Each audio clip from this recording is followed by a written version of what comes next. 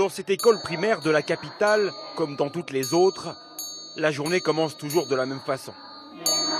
Tout d'abord, quelques chansons et prières en l'honneur du roi. Et ensuite, la principale tient chaque jour à donner aux écoliers un conseil pour rendre leur vie plus verte. Aidez vos parents à réutiliser les sacs en plastique quand ils vont au marché. Ne demandez pas de nouveaux sacs. Toujours réutiliser les anciens. Mais ce n'est pas tout. À côté des mathématiques et de la lecture, une partie de la journée est consacrée à l'éducation écologique. Chacun ici a planté un arbre et doit surveiller sa croissance. Tous connaissent la leçon sur le bout des doigts. Cet arbre est important car quand il sera grand, il nous donnera de l'oxygène. Il nous donnera des fruits aussi, monsieur, et du bon air à respirer. Il plante aussi des fleurs et des légumes qui seront ensuite consommés à l'école. Ça, ce sont des carottes. Ça, c'est des oignons, des pommes de terre et de la laitue. Pour la principale, cet apprentissage est de loin le plus important pour former les futurs citoyens du Bhoutan. Si tous les pays, et en particulier les plus riches, au lieu de tester des armes qui sont très mauvaises pour notre planète, s'ils commençaient par apprendre aux enfants ce qu'est le changement climatique, quels sont les impacts du réchauffement sur notre planète, nous aiderions les enfants à comprendre que sans la nature, l'homme ne peut pas survivre. C'est notre futur. Mais au Bhoutan, les enfants ne sont pas les seuls à planter des arbres. Karma est réalisateur de films. Il revient sur les lieux d'un exploit qu'il a imaginé et mis en œuvre il y a 2 ans. Ce sont des pins.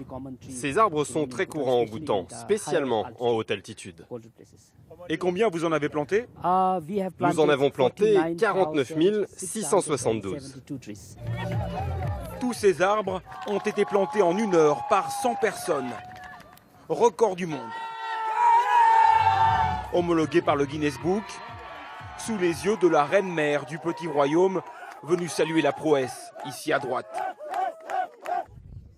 Pour Karma, au-delà du record, il s'agit tout simplement d'une question de survie. Nous sommes pris en sandwich entre 2 grands pays, la Chine au nord et l'Inde au sud. Ce sont des puissances économiques avec beaucoup d'usines et beaucoup de pollution. Mais ils ont des pénuries d'eau, la sécheresse, la famine. Et tout ça uniquement car ils n'ont pas suffisamment d'arbres.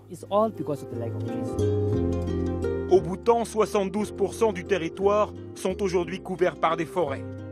Grâce à cela, le pays absorbe 3 fois plus de CO2 qu'il n'en produit.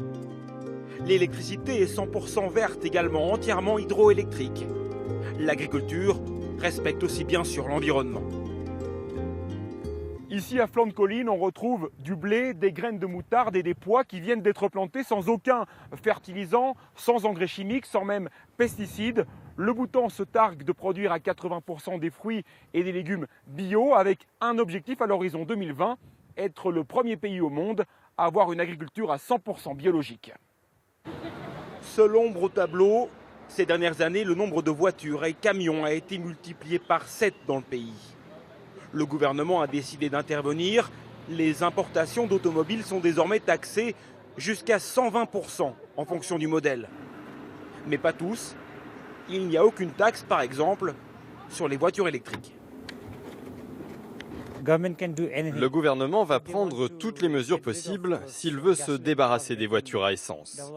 Les autorités vont continuer à les taxer et à côté, elles vont développer les stations de chargement pour les voitures électriques dans tout le pays pour encourager les gens à en acheter. Il y a de grandes chances que le Bhoutan devienne le pays des voitures électriques.